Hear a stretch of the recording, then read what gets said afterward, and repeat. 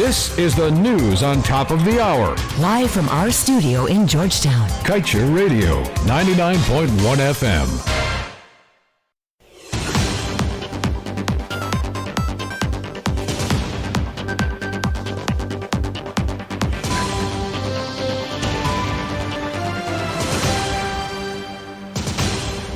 Good evening. Welcome to this evening's newscast on Kaieteur Radio. I'm Kevin Smith. Let's get to the news in detail.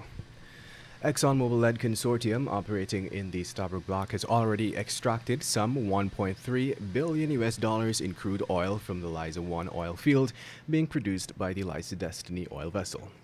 In contrast, Guyana has for the first half of the year collected a total of 1 million barrels entitlements, amounting to some $200 million at the average world market prices for the year. The country in August last received payment for its seventh oil lift to the tune of $79.6 million, the largest single oil payment that the country has received to date.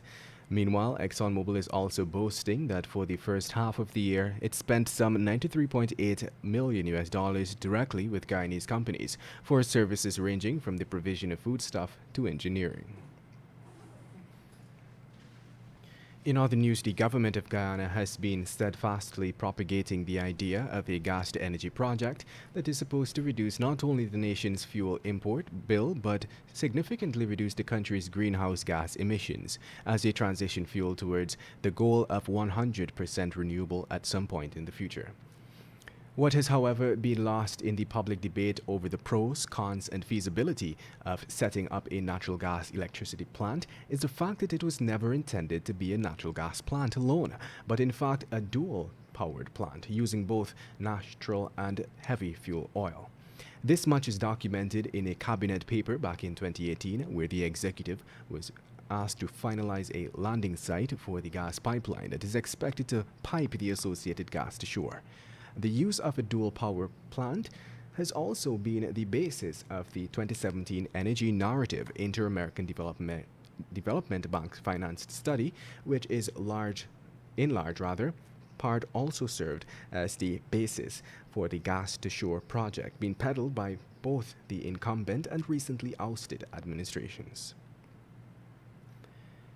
And moving on, the PPPC administration under the Ministry of Public Works recently awarded a contract for $2 million to a local company named Total Solutions for the supply of 2 additional air bridges for the long-ongoing Chedijagan International Airport project.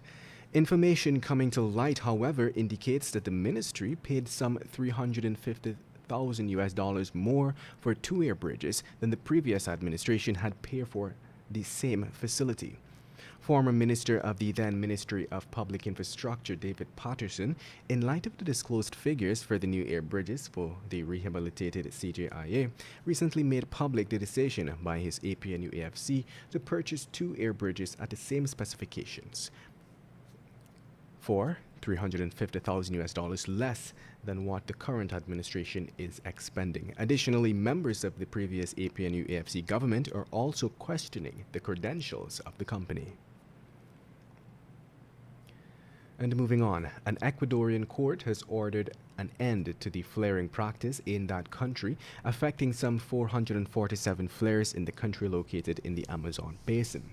This much is documented in a March 9th editorial by Antonio Jose Paz Cardona, a Mongo Bay correspondent, which reported that Ecuador's court ordered an end to 447 gas flares by the oil industry in the Amazon.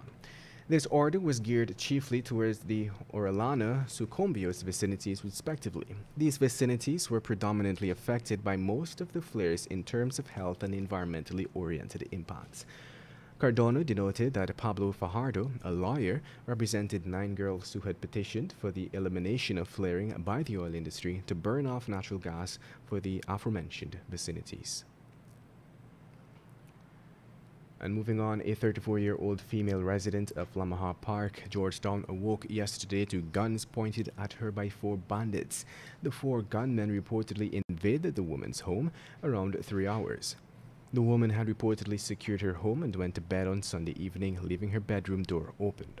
She was awakened by 4 men pointing their guns at her, and she recounted that they demanded money and valuables before using a bed sheet to bind her hands. The men then ransacked the house and stole 3 Samsung smartphones valued at $165,000, a television set, and a wood drill. And with that, we've come to the end of this evening's newscast. I'm Kevin Smith. Thank you for listening. Coming up next, a short presentation from the publisher of the Kaieteur News, Mr. Glenn Lal, on the oil and gas sector in Guyana, followed by the National Outlook with GHK Lal, and coming up at 19:20, Government, Corruption and Justice with editor at Kaieteur News, Ms. Keanu Wilberg. Want value for your advertising dollar? Then place your ads on Kaieteur Radio's newscasts. Streamed live on 6 different mediums, reaching hundreds of thousands. Advertise today and watch your dollar grow.